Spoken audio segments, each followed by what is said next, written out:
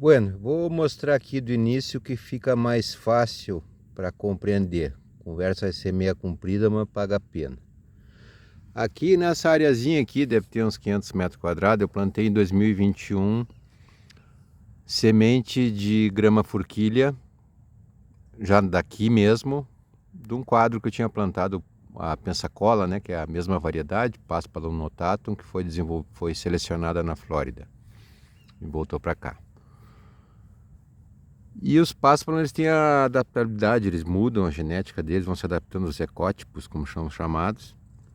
E eu trouxe essa semente aqui, plantei depois desse ano atípico, como tem sido todos, afinal. Veio um frio muito forte início de fevereiro, eu fiz uma quebra de dormência biológica, com cauda nutritiva e cepas selecionadas, várias. E as sementes que eu coloquei no vaso brotaram em 7 dias. E segundo uma conversa com uma agrônoma, me disse que fora nessa janela a tendência do pássaro não seria largar mais estolões. Digo, isso eu acho interessante, mas nunca confirmei essa informação, se tiver alguma coisa. E aqui eu achei que não tinha andado bem. 2 anos depois, 2023, aquele ano teve neve, inclusive um pouquinho de neve, aí 2 centímetros. 2023 me explode porque... E aí acontece isso aqui, ó. Essa área está sempre aberta, elas estão acessas, eu abro os potreirinhos lá, elas vão lá dar uma pastada no que é bom e o resto passa o dia inteiro, né? A ovelha é um bicho de teatina. Aqui é aberto sempre, nunca cercado. E as áreas todas rapadas são a dominância do forquilha. Só que ele está apanhando, ele não está conseguindo dar a volta, está vindo outras coisas. E o que eu vou fazer nessas áreas? Eu vou utilizar o repelente. Eu vou fazer uma carguinha de sementes selecionadas, que nós vamos ver a seguir. Vou colocar o composto misturado com a semente, né? E por cima vou colocar o carvão com o esterco fresco de galinha. E em todas essas manchas aqui, para o quê? Eu vou esperar parar essa chuva, acalmar, a abençoada que veio. As ovelhas estão lá no fundo, lá no potreiro aberto. Já tem uma fora, já encheu o que precisava e assim elas ficam. Está aberto, bem tranquilo o manejo. Mas voltando aqui, eu vou colocar nessas manchas aqui, estou preparando uma quantidade para fazer esse quadro aqui, para que esse cheiro, depois sem chuva, perdure esse cheiro. Tem coisas que tu aplica no campo que atrai os bichos. Por exemplo, tu bota uma cauda biológica, tu bota um bocache, uma cauda de EM ativada, os bichos vêm atrás. O que tiver, cavalo, boi, vaca, tudo, vem tudo atrás, a ovelha. Agora, já o esterco fresco de galinha, não, né? Isso aí repugna. E aí com o carvão a ideia é deixar que ele dure e crie uma memória nessas manchas que elas deixam aliviado. Eu vou associar plantas, que agora nós vamos olhar de perto. Não é, Serginho? Serginho é uma gata. Eu achei que era macho, mas não mudou o nome. E aqui vou mostrar para vocês agora o que eu estou preparando desde o início, que fica mais fácil de compreender. Porque é muita informação, gente. Até é chato fazer uns vídeos longos, mas vamos lá. Aqui eu tenho um mix específico para essa aplicação.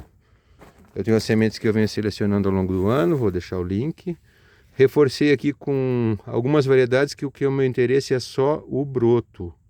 Como é o caso dos feijões, aqui eu tenho o carioquinha, o preto, o moyashi. Eles têm uma associação com os rhizóbiums, né, fixadores de nitrogênio. Nós temos mais de 100 espécies, em torno de 100 espécies identificadas. E são muito semelhantes as do feijão com os dos desmodium. Então a intenção é que ele vire broto. Então se ele durar uma semana, 15 dias, deu, porque a transformação da semente em broto gera uma energia enorme, transformação de enzimas, a reserva, a liberação dos antinutrientes, que para nós não fazem muito bem, mas para o broto faz. Ele retém os minerais, cálcio, magnésio, potássio e tal. Isso para a planta, para o ciclo da planta vai ser importante. Então aqui o girassol, uma asterácea, que também brotando é a conta. Ele durando 10 dias, tá bom? Essa é a função dele. Aqui tem um mix de plantas com reforço de nabo forrageiro. Não consegui o cornichão, que eu gostaria muito, né? O Bird's Feet Trefoil. Foot Trefoil, sei lá, uma coisa assim. Cornichão nosso bom. Mas tem aqui também, tem o trifólio, tem o trevo dourado, que é uma exótica. Tá aqui. Tem muita fluva, tem coisa assim. Essa aqui eu vou usar um pouquinho de semente, depois a gente vai ver. Eu vou umedecer com esse tanto de calda biológica aqui, tem muita coisa aqui interessante. Esse é um adesivo para o inoculante. Tanto o inoculante do trevo branco, que está junto no mix, que eu vou botar um pouco, como o inoculante do ouro negro, que está aqui, que eu vou misturar junto. E depois eu vou secar, empanar com a terra de atomácia. O que eu tenho aqui nessa calda maravilhosa? Primeiro ano que eu vou fazer e tenho certeza que vocês vão ver dar certo. Tu unir bioestimulantes com inoculante é o casamento perfeito. Todas as bactérias, fungos e leveduras e associados da rizosfera vão ter uma comida para elas sem atrapalhar a planta.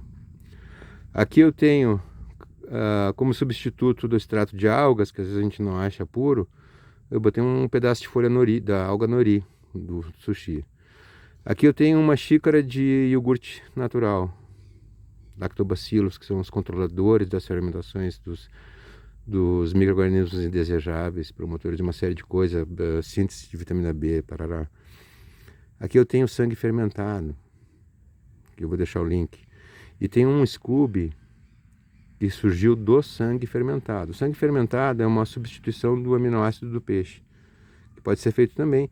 Mas como o sangue normalmente em caso de abate ele é desperdiçado, eu utilizei ele meio a meio com açúcar mascavo, 1 para 1, e deixei fermentar. Ele está com 4 meses. Ele criou um Scooby, que significa Symbiotic Culture of Bacteria and Yeast, uma cultura simbiótica de fungos e de bactérias e fungos. Faltou a levedura que está aqui.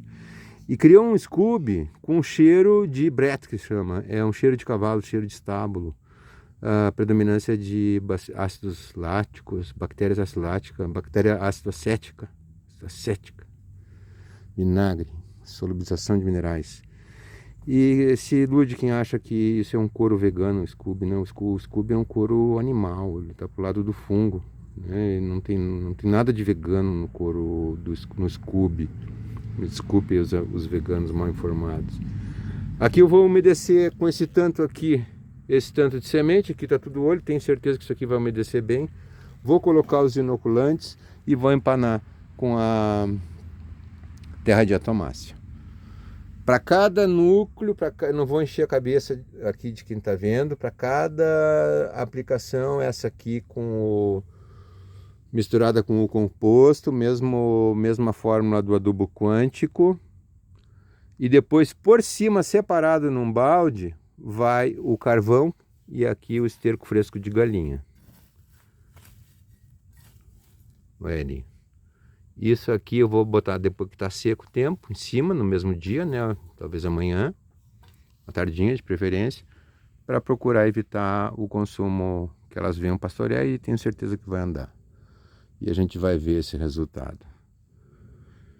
Então é essa intervenção que vai ser feita agora com essa chuva, com essa umidade, para dar uma força para o nosso capim-forquilha, parceirão, forte no inverno e é muito pastoreado, muito tá sendo judiado. Então a gente dá uma força sabendo o que está fazendo e utilizando essas tecnologia embaciada aí, de bacia, né?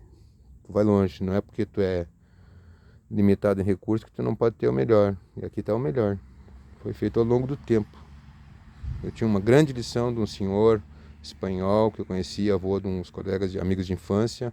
Construiu uma casa maravilhosa na beira da Praia da Cal, toda em madeira de lei, sem nenhum prego, nenhum parafuso. Era piso de grápia, paredes de cedro, as esquadrias de louro, frejó, os móveis de embuia. Era uma coisa maravilhosa. E esse senhor me ensinou muito. Não está aqui faz tempo. Que quando ele era jovem, com pouco recurso, veio da Espanha e tinha filhos já e tal, ele deixava de fumar e beber vinho para até comprar um sapato que precisasse para a família. Ou assim ele também fazia para o Natal. Ele ia comprando as frutas secas em agosto, setembro, fazia aquele estoque e no Natal ele tinha um banquete de babete. Então não é porque a gente tem poucos recursos que a gente não deve almejar o melhor. Isso aqui que eu estou passando, que está servindo para mim, eu estou usando uma proporção calculada, né? Tudo medido. Se precisar de informações pode pedir nos comentários, que a gente dá mais detalhes, senão a coisa vai longe. Isso aqui não é coisa para se falar em minutos, né? Até o TEDx agora tem 8 minutos para falar, não dá nem para entender o que o cara quer dizer. Mas aqui eu espero que estejam compreendendo a intenção. E nós vamos acompanhar a reação. Isso aí, gente. Iniciando o motociclo.